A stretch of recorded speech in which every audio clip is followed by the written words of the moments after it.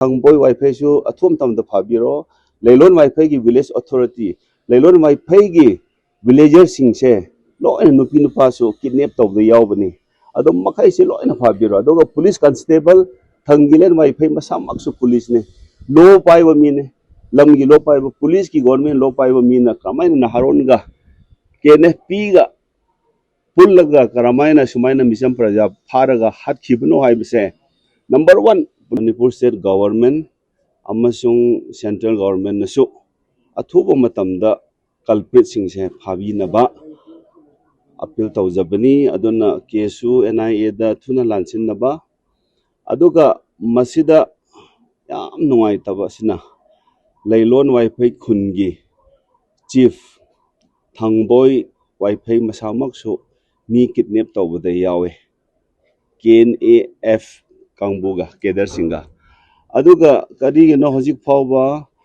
police constable thangilen Wi-Fi haibase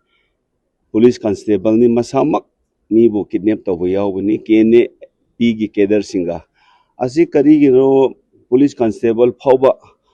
hojik phawba police constable su phadana leibase akhoi Manipur Naga youth organization gi on behalf ta Manipur Naga youth apun bagi on behalf ta athubada sarkar su arrest tawbiro phabiro aduga culprit singse yari makai de thona phabinaba amuk hanjin na Manipur state government amasung central government da appeal tawjabani aduna sumaina thokpa thodok si yamna nungai taba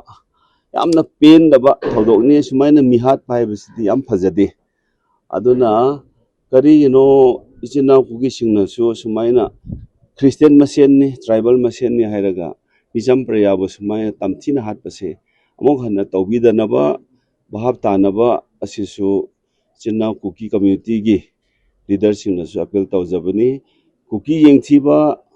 atopa jati yengthiba naga chawhanba naga phanbagi wanate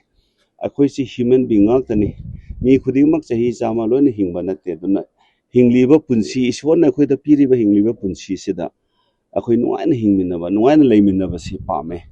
peace hoina leiminaba si pame Manipur hu leibisi maitai ga kuki ga naga ga majority hoina muslim leire nepali leire atopa su leibani ado redi lamamada leiminabnina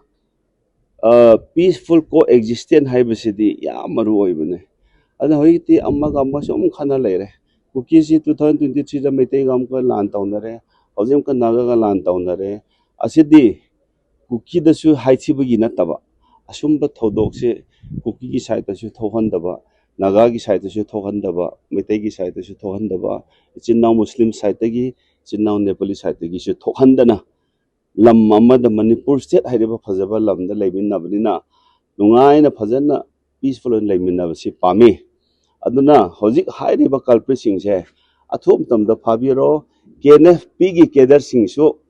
involve tawriba singsu thuna phabiro aduga Leivon Wi-Fi gi chief thangboy Wi-Fi su athum tamda phabiro Leivon Wi-Fi gi village authority Leivon Wi-Fi gi villager singse loina nupi nupa su kidnap tawda yawbani adum makai se loina phabiro aduga police constable thangilen Wi-Fi masamak su police ne lo pai wa mi ne lamgi lo pai wa police ki government lo pai wa mi na kamaina na haron ga KNFP ga pullaga karamaina sumaina misam praja pharaga hat khibno haibse number 1 police constable se hanna phabi basi pame aduna aina haijabase Manipur Naga youth aduga naga apun bajut ki on behalf ta asiwai da haijaraga aigi